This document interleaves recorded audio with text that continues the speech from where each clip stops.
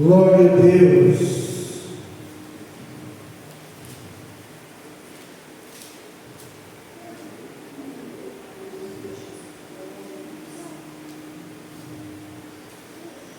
Atos capítulo 2, verso 42. Todos acharam? Lemos assim: e perseveraram na doutrina dos apóstolos, na comunhão e no partir do pão e nas orações. E perseveraram na doutrina dos apóstolos, na comunhão e no partir do pão e nas orações. Sentai-vos, irmãos. Irmãos, você já parou para pensar que o nosso Deus, Ele não mudou? A Bíblia diz em Malaquias 3, porque o Senhor não muda. Ontem, hoje e para sempre eu sou o mesmo. Nosso Deus não mudou. Mas a sua igreja tem mudado. E será qual a maior necessidade da igreja de Cristo hoje? Vivemos em dias, irmãos, de muita informação, muita tecnologia, muitos recursos, né? Estamos numa era tão avançada que muitos nem carregam a Bíblia mais, porque no aplicativo do celular você tem Bíblia de todas as versões. O que realmente está faltando na igreja hoje? Desde que nós lemos, fala de uma igreja que estava em união, que o povo estava perseverando na doutrina dos apóstolos, na comunhão e no partir do pão nas orações. São 4 pilares que a igreja, em Atos 2,42 diz: perseveravam na doutrina dos apóstolos, na comunhão, no partir do pão e nas orações. Então o que a igreja falta hoje? Não é estrutura, não. Os tempos cada vez mais são mais modernos, né? Não é mídia. Hoje nós temos culto online para todos os lugares. Então não é mídia, não é tecnologia, não é estratégia. Não é nada disso que está faltando à igreja. O que está faltando então? Repita comigo: profundidade espiritual. Precisa-se, irmão, de pessoas que queiram ser cheias do Espírito Santo. Precisa-se de pessoas que queiram pagar o preço para ter uma igreja abençoada, que queiram pagar o preço para viver uma vida plena na presença de Deus. Então a primeira coisa que a igreja precisa é voltar para a oração. Em Atos nós lemos que algo muito interessante, que antes do milagre chegaram. Quem chegou? Antes do milagre, antes do Espírito Santo descer, quem chegou? Atos 2, o Espírito Santo desce. Atos 2, versículo 1 a seguir: o Espírito Santo no dia de Pentecostes caiu sobre todos eles, ficaram cheios do Espírito Santo, falaram outras línguas e profetizaram. Mas antes do Espírito Santo descer, o que aqui chegou? Cumprimento de Atos 1:8. Chegou a oração, chegou o comprometimento. Sabe o que Paulo disse em 1 Timóteo 2:1? Sabe o que Paulo diz a Timóteo?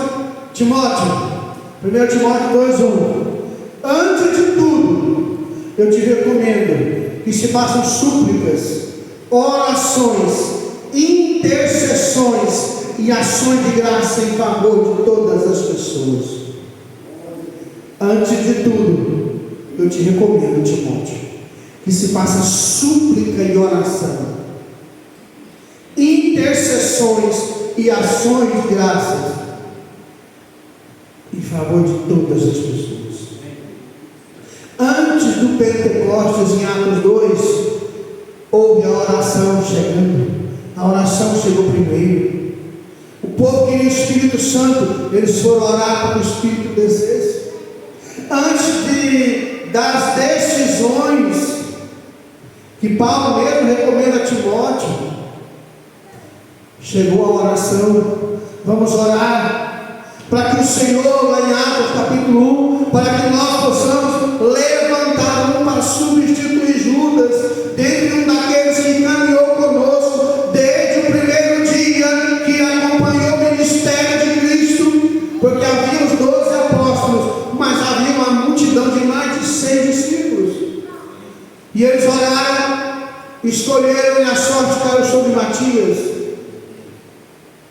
Escolheram 2 que haviam acompanhado o ministério de Cristo. Então, antes da decisão, chegou a oração.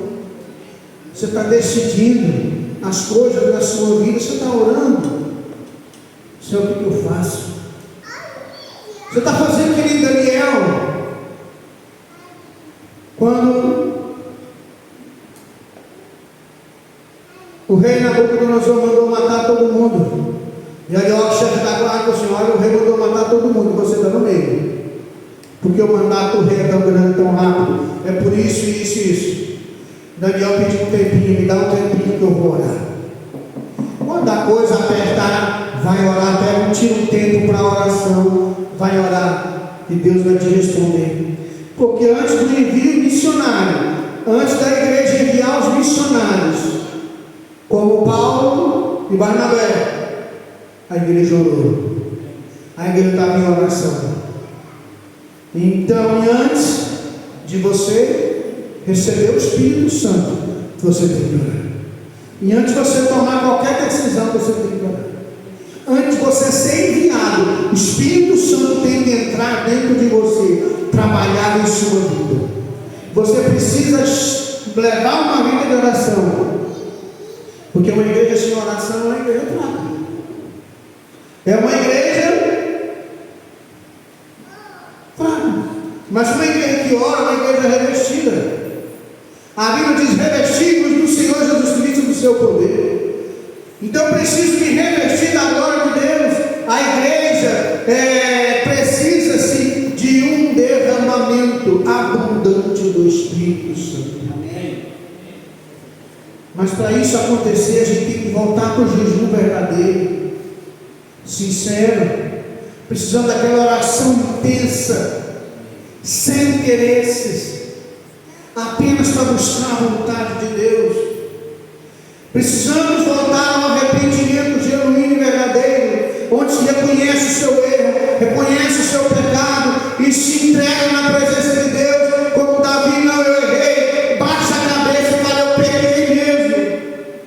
Davi, quando o profeta Natan foi corrigido, ele não titubeou, ele baixou a cabeça. Como rei, ele tinha autoridade para mandar matar o profeta, como muitos reis depois de Davi fizeram isso. Mas Davi baixou a cabeça, falou: eu errei, realmente eu pequei. Ele acabou de fechar a boca dele, o profeta falou: também Deus te perdoou, porque ele viu que você se arrependeu. Então é preciso voltar rapidinho à santidade bíblica, aos princípios sagrados, à família tradicional.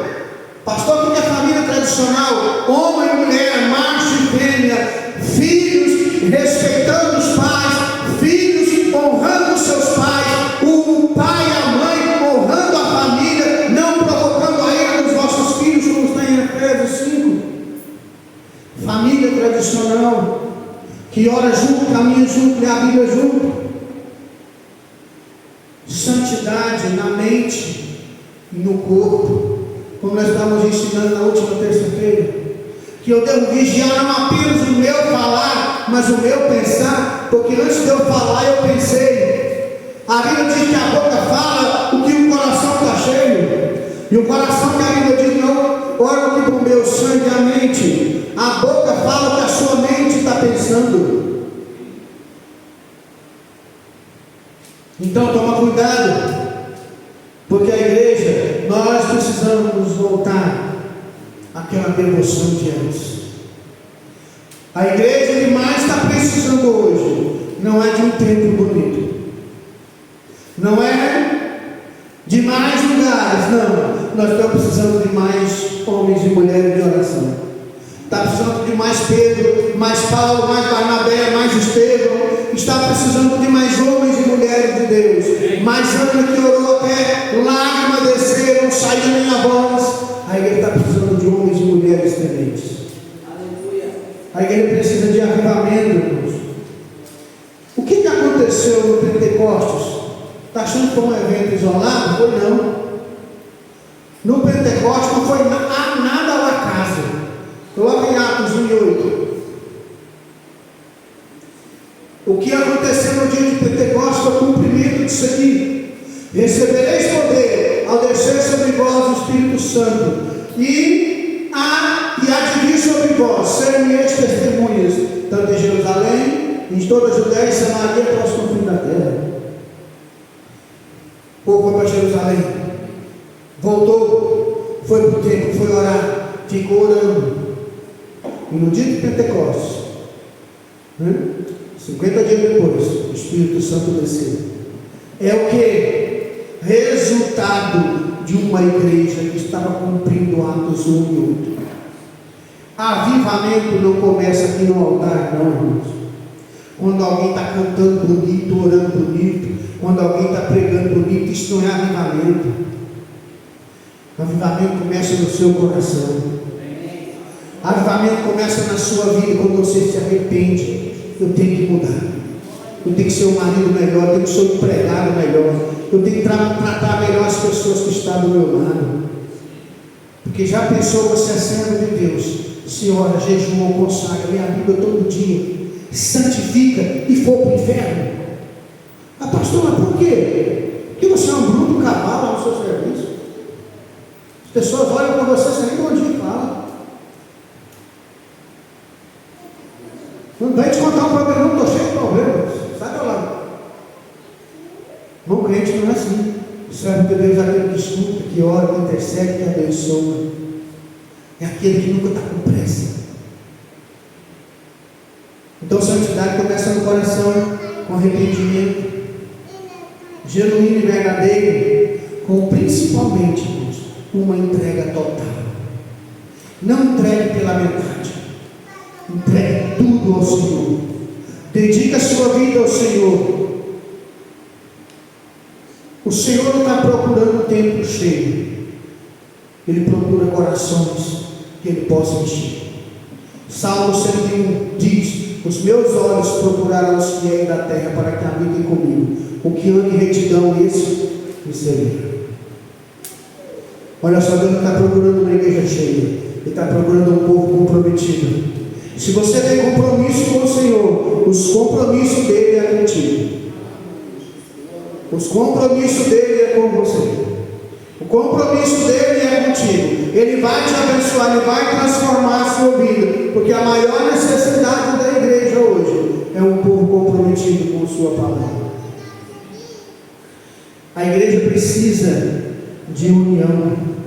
Salmo 133 diz: com o bom e suave é que os irmãos vivam em união.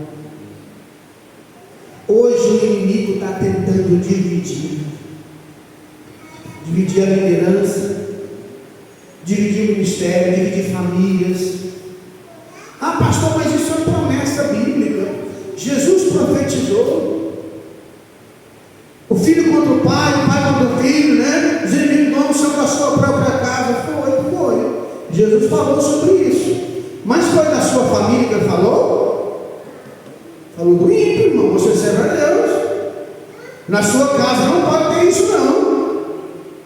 Se o seu filho quer te desobedecer, taca nele.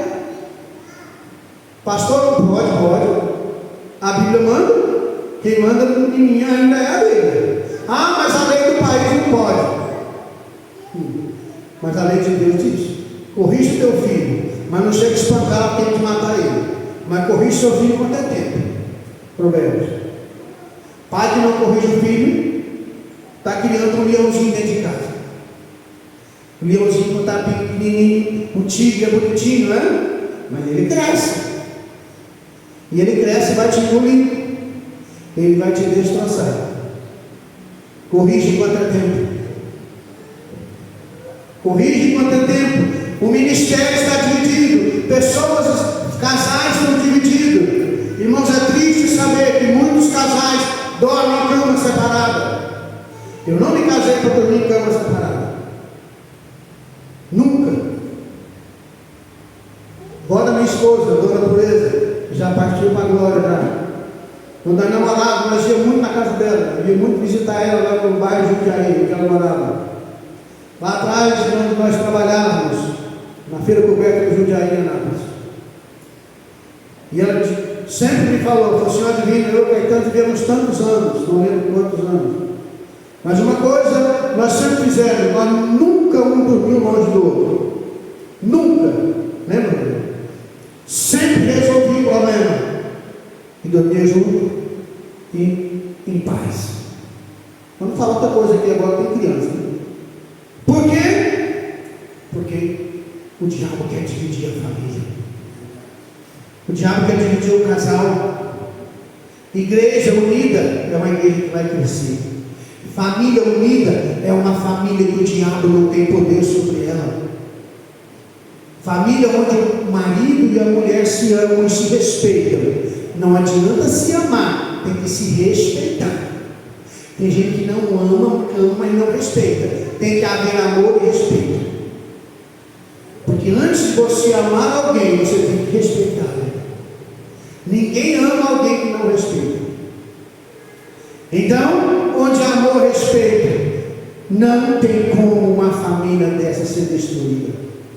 Não tem como. Não tem como uma igreja que é unida, que está em oração, em santidade, buscando a presença de Deus, e uma igreja comprometida com a palavra, uma igreja que cumpre Atos 2, que nós vemos aqui. A igreja estava nesse tripé aqui, ó, nessas 4 bases, na doutrina dos apóstolos, na comunhão, no partir do pão e nas orações. Não tem como uma igreja dessa ser derrotada. A igreja precisa de crente comprometido. Não é apenas frequentadores, não, irmãos. É discípulo. Quem é discípulo? É aquele que anda nas pisadas do seu mestre. É aquele que escuta a voz do mestre. É aquele que escuta a voz de Deus. É aquele que é parceiro do seu irmão. É aquele que ajuda, que colabora. Homens e mulheres que vivem o que pregam. É difícil, né? Tem pessoas que falam, mas não tem. Você precisa viver o que você prega.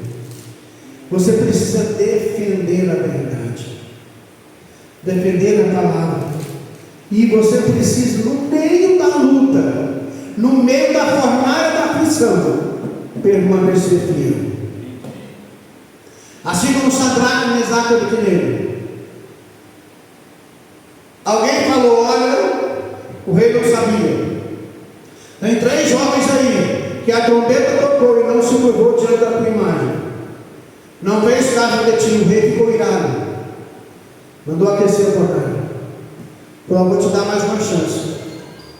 Só que dessa vez ele deu a chance na frente de todo mundo, toda a nação, todo o povo estava ali agora, os auxiliares e colaboradores do rei.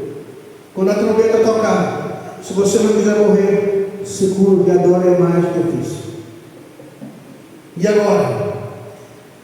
Sadraque, Mesaque e Abednego, nós sabemos que são Ananias, Misael e Azarias, teve a chance. Mas eles falaram, olha, ó rei, você pode tocar a trombeta. Pode tocar a música que o senhor quiser. Mas nós não vamos te curvar diante da tua imagem, não.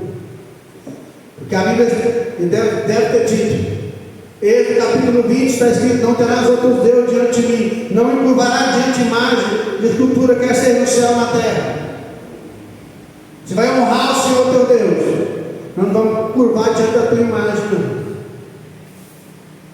Ah, mas se eles não morrer, tudo bem. Se o nosso Deus quiser, livra-nos da fornalha da tua mão. Se Ele não quiser, seja feita a vontade dele. Eles tiveram oportunidade, mas permaneceu fiel no meio da luta. Irmão, ser fiel quando está tudo muito bem, obrigado, é fácil. Quando você tem dinheiro no banco, quando você está bem de saúde, quando a coisa vai maravilhosamente bem, é fácil. Mas quando a coisa aperta, que eu quero ver, como Davi, que viveu fugindo de Saul por muitos anos, tinha que viver escondido em cavernas, e mesmo assim permaneceu fiel. Como José, que foi para o Egito, e mesmo lá na terra estranha permaneceu fiel. Pastor, como é que você sabe que ele permaneceu fiel? Porque Deus era com ele. Deus não vai ser com uma pessoa que é infiel.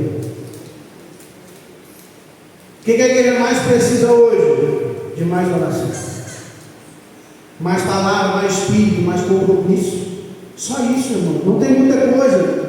Se a igreja voltar para a oração, voltar para a palavra, voltar para os costumes e tradições antigas, que é valorizar mais a palavra e a oração, deixar de lado o oba-oba que está vindo para as igrejas por aí, nós vamos ver muito mais conversões.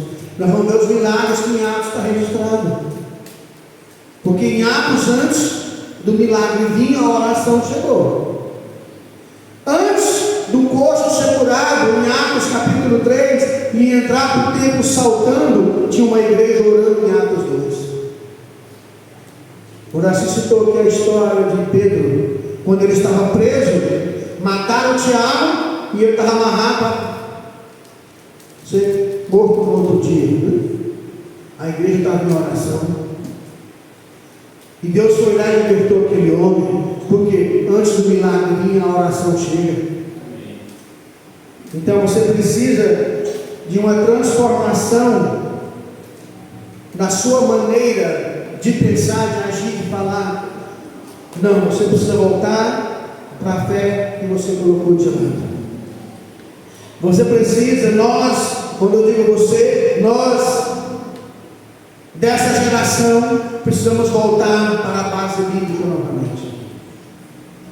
Deixar de lado os podcasts da vida, deixar de lado os youtubers da vida, deixar de seguir o YouTube e voltar a seguir a palavra de Deus, voltar a consultar a palavra de Deus. Quando tiver necessidade, vai consultar o seu pastor, vai consultar o seu líder, vai orar, vai buscar o Senhor, que Deus vai te responder e vai te abençoar. Fiquemos em pé. Nós vamos fazer mais uma oração.